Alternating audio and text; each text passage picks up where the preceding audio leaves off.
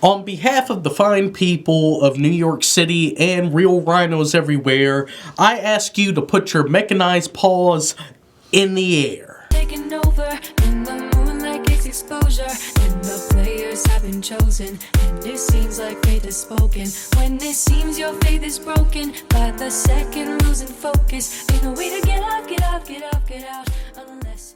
Hello, welcome back to the Roll Screen Team. I'm Andrew Thomas. I'm here with fellow Spider-Man, Christopher Johnson. Hello, everyone. And we're continuing Year of the Spider with The Amazing Spider-Man 2, Andrew Garfield's most controversial and last one.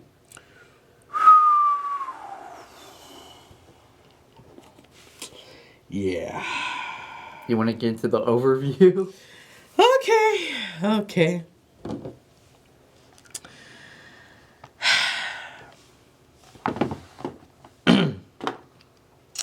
The Amazing Spider-Man 2 is a 2014 superhero film based on the Marvel Comics character Spider-Man.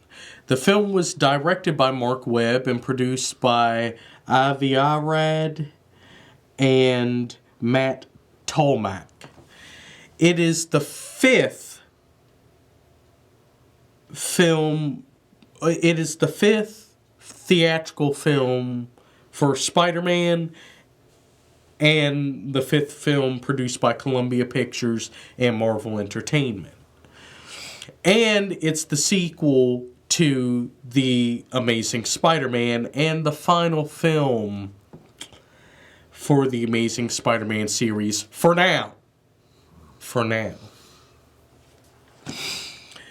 The studio originally hired James Vanderbilt, the original writer of the first film, to write the screenplay, but then they decided to bring in the duo of Alex Kurtzman and Roberto Orci to rewrite the screenplay. The film stars Andrew Garfield as Peter Parker / Spider-Man, alongside Emma Stone, Jamie Foxx, Dane DeHaan, Campbell Scott, Embeth Davids, Colm Feore, Paul Giamatti, and Sally Field. You want to get into the synopsis? Sure. Peter Parker tries to protect Gwen Stacy as he investigates his parents' death, while also dealing with the supervillain Electro and the return of his childhood friend Harry Osborne, who is dying from a deadly genetic disease. Let's get into the cast again. Andrew Garfield, I still thought he did good. Oh yeah, he's fully coming to his own as Spider-Man by this point. Yep, with all the quippiness, with both fighting the Rhino. Yes. And confronting Electro. Yeah. And the fact that we get to see Spider-Man do more Spider-Man things. Yes. And the quips are over 100 this time. Yes, definitely. Yeah. And of course Emma Stone is still great as Gwen Stacy. R.I.P. Gwen Stacy. It was meant to happen. Just how it was done in the movie. Yeah. But what we get to see between her and Peter, definitely Andrew Garfield and Emma Stone made this lackluster script so much better. Yep. So much better. Yeah, with all their funny lines and stuff to each other. Yeah, their chemistry was off the charts on this one. The Bahamas of hiding places. That's still great. Yep, and then she would have almost gone to Oxford, and Peter would have done his British accent for real.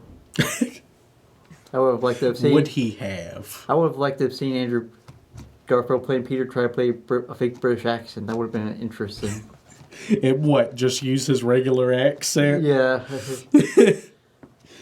Or do an overdone version of what people think, what us Americans think of a British accent. Oh, what essentially do what Tom Holland did when he was imitating Thor? Yeah. Oh, Lord. Now, Now we have to go into Max Dillon, a.k.a. Electro, played by Jamie Foxx. Or Eggman. Yes. Oh, dear God. What did they do to my boy? Why did you turn Electro into practically Batman Forever's version of Edward Nygma? We do not need to see Jamie Foxx act like Jim Carrey before Jim Carrey goes full Ace Ventura. We didn't need that. We didn't need that. I understand. With what Jamie was given, he did do a good job. Yep. I mean... They delayed the stuff with his mom, though. Yeah, which... I don't know if that would have made it better or worse. I don't think it would have made it better. Yeah, we get the whole thing that Max is a loser. He's... Even his mom thinks he's a loser, and he's trying to take care of her. Which... Yeah, maybe it was for the better she wasn't in the film. Yeah. We get the whole idea that he's a loser, people don't notice him, things like that. But Smythe, who I want to punch so bad. Oh, yeah, we'll get into him. Yeah. But did they really have to make him become so creepy once Spider-Man, helps him out while Spider-Man was dealing with, Pre-Rhino. Well, Alexei Sysovich. Mm-hmm. I mean, did he really have to go from, oh, whoa, Spider-Man? Whoa, hey, you helped me out. Oh, thank you for getting my stuff. Spider-Man knows my name. Mm-hmm.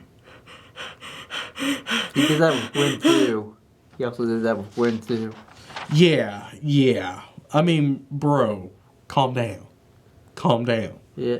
Just because they were being nice does not mean that they're your best friends now, and you have to end up falling in love with them. And then he dies on his birthday. He dies and he gets reborn on his birthday. Yeah, it just wasn't. It was not a good time for him.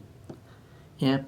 We do see him in No Way Home, and yes, he does not know Peter Parker's Spider-Man. In this, So, how does he come into Peter's reality, but... He doesn't know that Peter Parker is Spider... Or maybe he doesn't know Peter Parker's face? I doubt Green Goblin told me Green Goblin didn't put two together so he saw Spider-Man and Gwen Stacy. Very true. So, I guess there were some side effects of the spell that doesn't make really Potentially. We'll talk more about that when we go to No Way Home. Yeah. But dear God, the upgrades. Yep. Yeah, before we get Blue Electro in this one. Yeah, Blue Electro, oh, good Lord. We'll get more into that once we talk about the bad. Mm-hmm. But, I mean, Jamie Foxx did his best. Yep. It's not his fault. It's... Visually, Blue Electro looked cool, somewhat. Yeah. Though how becoming electric fixes your teeth and whatnot, I have no idea. Yeah, and then should we talk about the other villain? Yes.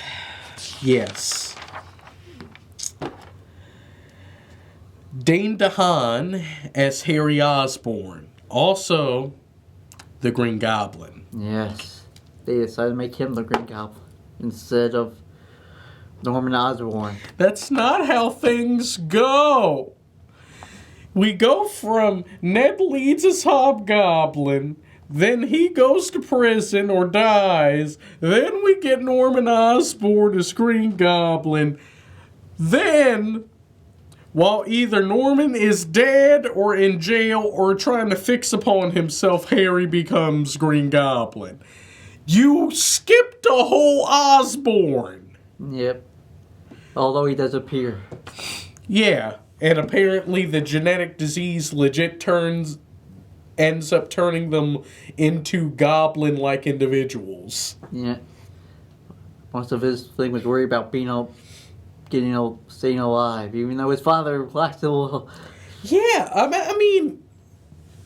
I mean, yeah, you unfortunately got the genetic disease, but I mean, your dad lived pretty long with that. I mean, why is it rapidly attacking you this way? Yep. Yep.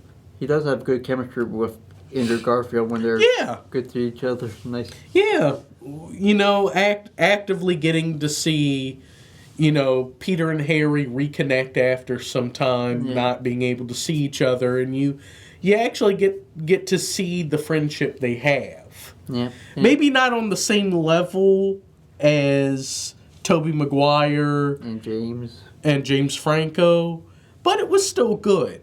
You know, it was cool to see. Yep.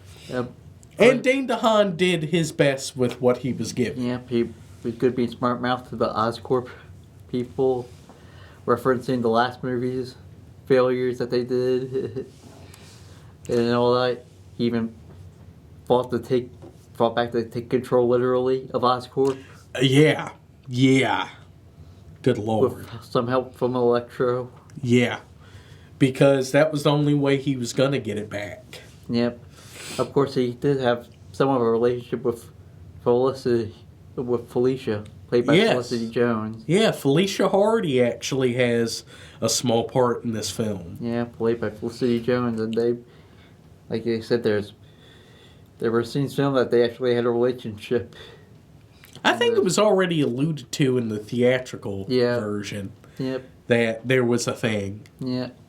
She helped him out through all of that. Yeah. And he's the one who put two together. Spider-Man and Peter Parker are the same from seeing them together, mainly because Peter/Spider-Man refused to give him his blood. Because he was afraid of it, so not giving it like a try, maybe. I mean, bro, you're a scientist. You're a science major, Peter.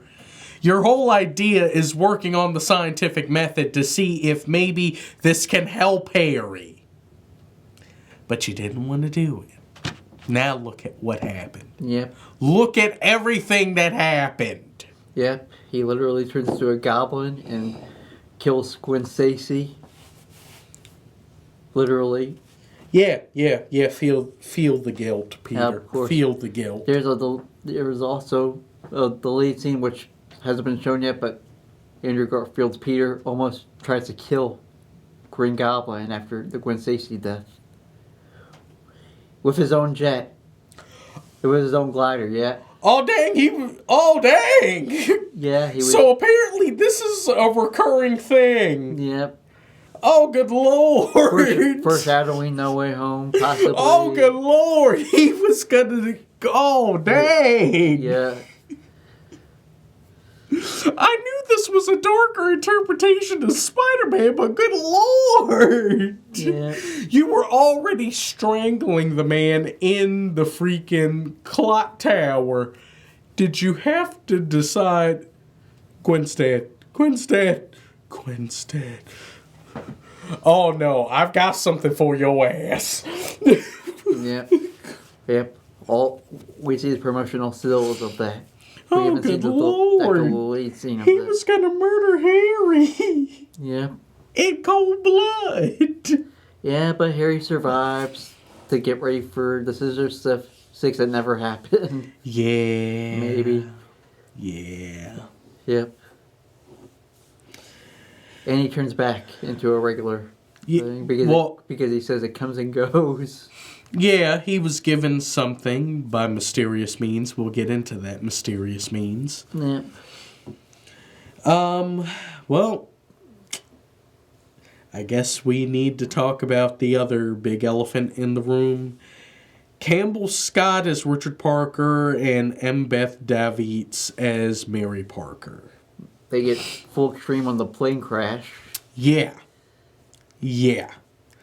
And dear God, did things get intense. Yep. I mean, oh, good Lord. Assassinated attempt. Yeah. There. Yeah, by Gustav Fiers. Mm-hmm. I mean, dude straight up shot Mary Parker. Yep. Mary is dead. Yep. before even the plane crashes. Yeah. I mean, and also Gustav got straight up thrown out of the airplane. Yep. A la Goldfinger. Yep.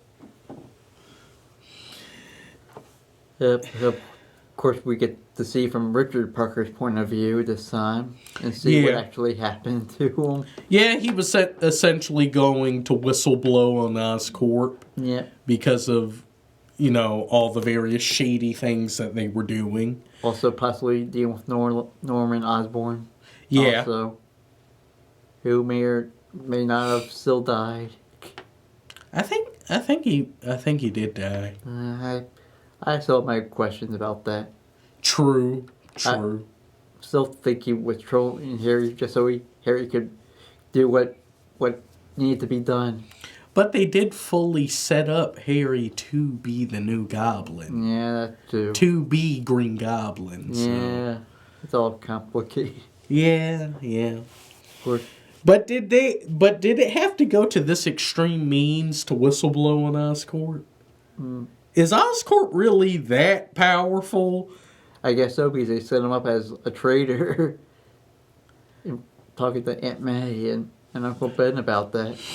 I mean, good Lord. You're essentially trying to say this man is committing espionage. No. I mean, it's just crazy. Yeah. And did we really need that much of the film to have Peter figure out the whole mystery of what happened with his parents? That did cut into Spider-Man time. Yeah. I mean, for real, as compared to all the films, this is the least amount of Spider-Man that we see in all the films. Up until the climax, yeah. Yeah. Yep. And then I mean, don't get me wrong, Campbell Scott and Beth Davids did do a good job. And like I said, there's the lead's alternate ending where Richard somehow survived that plane crash. How? But then again, another person survived, which I'm still trying to figure out, so I guess it's not out of complete possibility. Yep. But right now we don't know if it's officially canon or not. Because of it being alternate ending and stuff. True, yep. And they didn't really delve too much into that. Yeah, although he did make Peter the chosen one. Which is dumb! Why? Dear God. Why would you do that? The whole idea of Spider-Man is the fact that he's the everyman that, through happenstance, ends up getting these abilities and has to learn with great power comes great responsibility. He's supposed to represent us. Why do you think he wears the freaking mask most of the time in the comics? We're supposed to put ourselves into his shoes. Why would you go and do the whole, you're the chosen one, Peter. It was always supposed to be you, Peter. No! You just missed the whole point of Spider-Man. Yep. Ah, God. But let's talk about Sally Fields, May Parker. And dear God, you made Aunt May. Really? You're gonna do that to Aunt May? You're gonna make her feel that insecure that she ends up being kind of selfish? Yeah, does her own nursing thing. Nursing school, yeah. A subplot. Thanks, Alex Kurtzman and Robert. Well, yeah. I mean, Sally Field did want more to do. Yeah. And I guess in some cases I do understand why. I mean, she's going through a lot. Yeah. I mean, it's been a while since Uncle Ben died. She's doing her best to make ends meet. And then she finds out that Peter's not being open about finding out what happened to his parents. Yep. But are you really going to try to deny him the opportunity of at least finding out? Yeah. He's not trying to say that you aren't the most important person in this scenario. You raised him. You're still very important to him. But you're going to feel some type of way just because he at least wants to know what happened? Dude, May, what are you doing? May, stop. Stop it. This isn't you. What were they doing? I have no idea. What were they doing? I swear. May is supposed to be a lot more understanding about these things. Well, at least they rebooted it again. They make sure. Yeah. I think we've discussed about who else have we missed. Well, We've discussed Felicity Jones playing a part as Felicia Hardy. yeah, which they were trying to set up the possibility of her becoming Black Cat in the third Spider-Man film, which how would they have fit that in with the Sinister Six, and then Gustav Fiers, and then we also have to deal with more with all his issues with Oscorp, and if they decide to go with the alternate ending, Yep. and have freaking and have his dad come back, how would they have juggled all that? How? Maybe it was for the best we didn't get that film immediately. Well, there was Colin Feore as Donald McCann. Yeah. Yeah, pretty good. Yeah. Maybe not as impactful as, other characters, but pretty good. Yeah. Even though, wait, wasn't he the one that caused all the issues at Oscorp? Yeah. Yeah,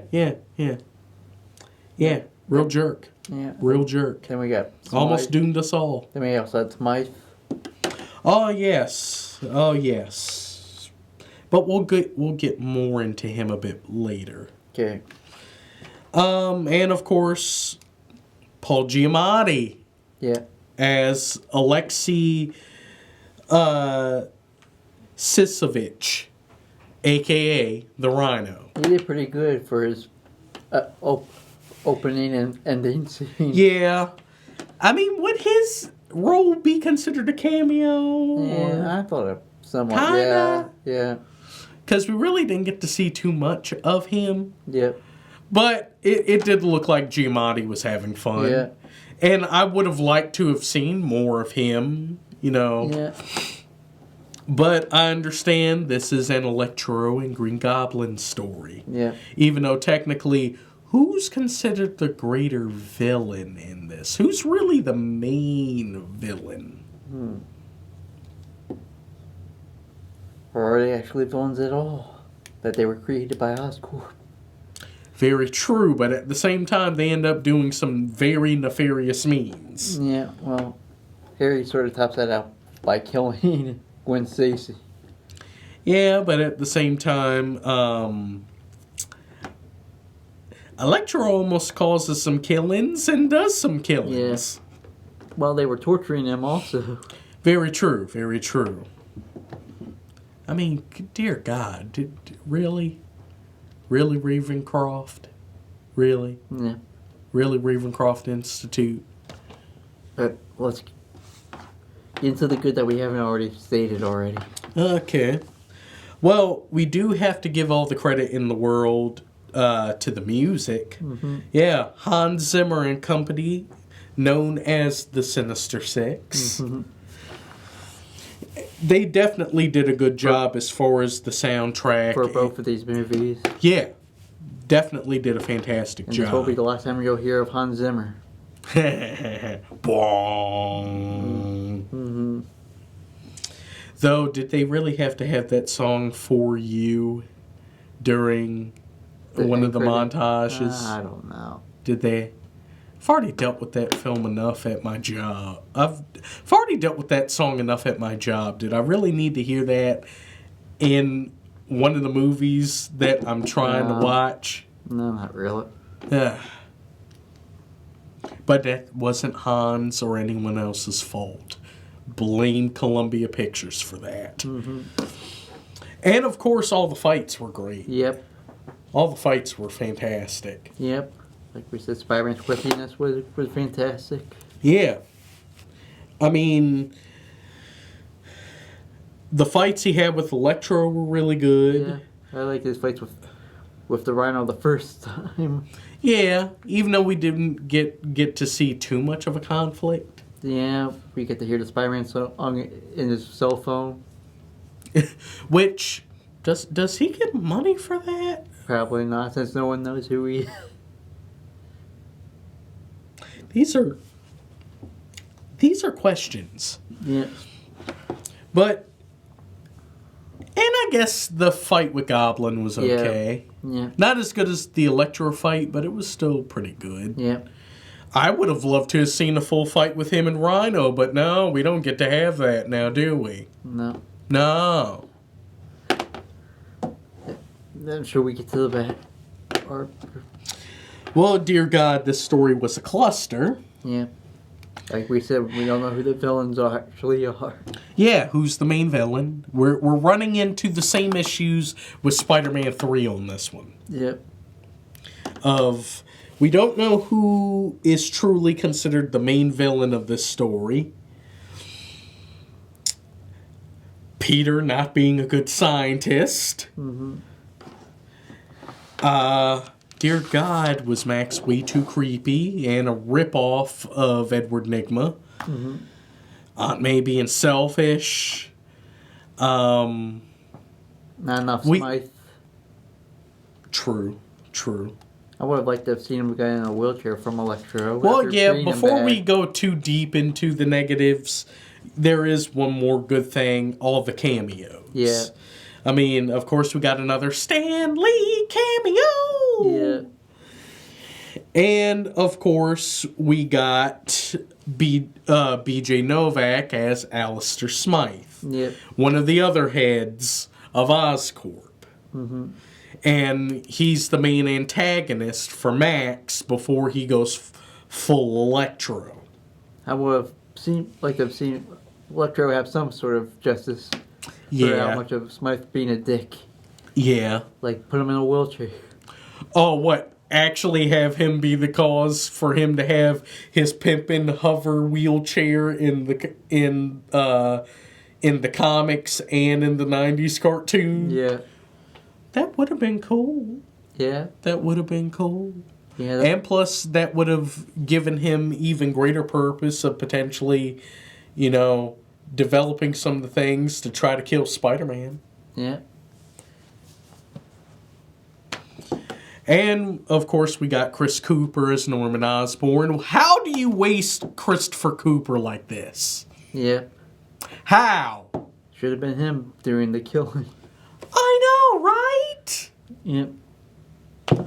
I swear. I mean, no disrespect to Dane DeHaan. Dane DeHaan did a good job, but come on. You're going to waste Norman Osborn like this? Yep. Did any of you all listen to Kevin Feige? Because he was one of the producers on these two films. Did any of you all listen to him? No. Not really, because he didn't want the plane crashing. The plane subplot. Yeah, the pointless plane, second airplane crash. Yeah. Why? And, of course, we go into the big one. Michael Massey as Gustav Fiers, a.k.a. The Gentleman. Mm. The man who's pulling all the strings and orchestrating all the happenings in the underground of Oz. Yeah, he's either the guy from the prologue. Oh, no, he is the guy from the prologue. Yeah. How, in God's name, he survived getting sucked out of an airplane, we have no idea. Mm-hmm. But somehow, some way, I think this man developed abilities, somehow, some way, and he survived. So, apparently, airplane crashes aren't that bad of a thing in the Spider-Man world. Mm-hmm. Huh. Yeah, you can just survive a plane crash and it will be like, eh. Yeah. I was probably out for a little while, but I'm back. Yep. I got better. But, hey, what we did get to see of the gentleman was interesting. In both movies, yeah. Yeah, we see him talk to Dr. Connors. Yeah. And we see him, one, give Harry the thing that's helping him revert back to his original self. And two, help Harry in orchestrating what would become the Sinister Six. Yep. And heck, we even got to see, some of the foreshadowing of who the members would have been. Yep. Dr. Octopus's tentacles, Vulture's I would like wings. to see who would have played the Vulture in Dr. Ock for this universe. It wouldn't have been as good as Alfred Molina and Michael Keaton. Yeah. I think we pretty much went over most of the bad. Oh, no. There's still more bad. Oh, good Lord. The biggest issue was having Alex Kurtzman and Roberto Orci rewrite the screenplay. If any of you all have any idea how much Alex Kurtzman has utterly ruined things, you have no idea. I mean, remember, this is the same man who wrote films like The Island. Yeah. You remember The Island with Ewan McGregor and Scarlett Johansson? Yeah. These guys. Yeah. All the horrible things that have been happening to Star Trek lately with Star Trek Discovery, Star Trek Picard, and other idiot ideas, all because of Alex Kurtzman. All because of him. And Paramount and will... We might have to get to that when we get to Star Trek. So... Very true. But it's all his fault. Yeah. This man's a hack. Mm-hmm. Oh, good Lord. And the fact that they still didn't bring back J.K. Simmons, even when he openly said he'd like to show up. The only J. Jonah Jameson cameos from an email. Yeah. We don't even get to see Jameson. Mm-hmm. And there's no Flash Thompson. Even though he did appear in the lead scene at graduation. Which they cut out. Yeah. Which would have been... And that's also on the Blu-ray too, so... Which would have been a nice, additional thing to show that how much Flash has grown as a character. Yep. And, of course, Ghost Dennis Leary. Yep. You have Dennis Leary, but you just have him appearing as the Spectre for Peter to make Peter feel bad because he still wants to be in a relationship with Gwen, but he also knows the dangers of being in a relationship with Gwen. And then when Gwen dies, you're going to have him be the ghost of, "You failed me, Peter. You failed me. How could you? How could you? I'm an asshole, the asshole, the asshole." There he was in the bed. Oh, the other elephant in the room. The Chalene Woodley controversy. Oh, yeah. Yeah, we were supposed to have Mary Jane Watson in this film. And she was supposed to be played by Chalene Woodley. But they completely cut her out of the film. After she did all the scenes, and they were even making it a big deal that Mary Jane was coming into the Amazing Spider-Man films. All the waste. Such wastefulness. Yeah. I'm going to have to think about my score. Okay, I'll go. I give this a 6 out of 10. Huh. Because there is still some good elements, but not that great of a story to the elements. For me, as much as I want to give it a 6, I'm going to have to give this a 5.5 out of 10. I'm sorry. This was a rough one. It's not as bad as I thought it was going to be. Dear God, I thought I was going to have to end up giving this a lower score than we gave Wonder Woman 1984. It wasn't that bad. But I can't give this a pass. We'll get the worst movies, superhero movies soon. Oh, yes. Oh, dear God. But if you don't like it, our opinions, go find us on Facebook, The Real Screen Team. Find us on YouTube, The Real Screen Team. Like, comment, subscribe, and share. Definitely subscribe our videos. We're over 100. We need to get to 1,000. Yep, because once we reach 1,000, we can start gaining, monetary gain from our videos.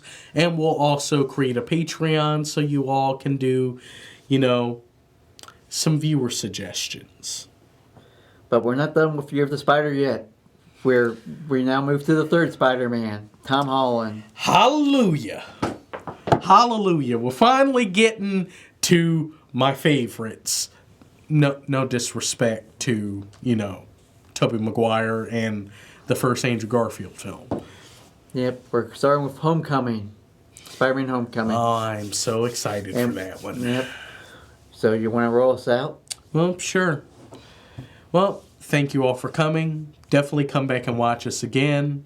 Remember to like, comment, subscribe, and share. It definitely helps. Well, taking over in the moonlight gets exposure, and the players have been chosen, and it seems like fate has spoken.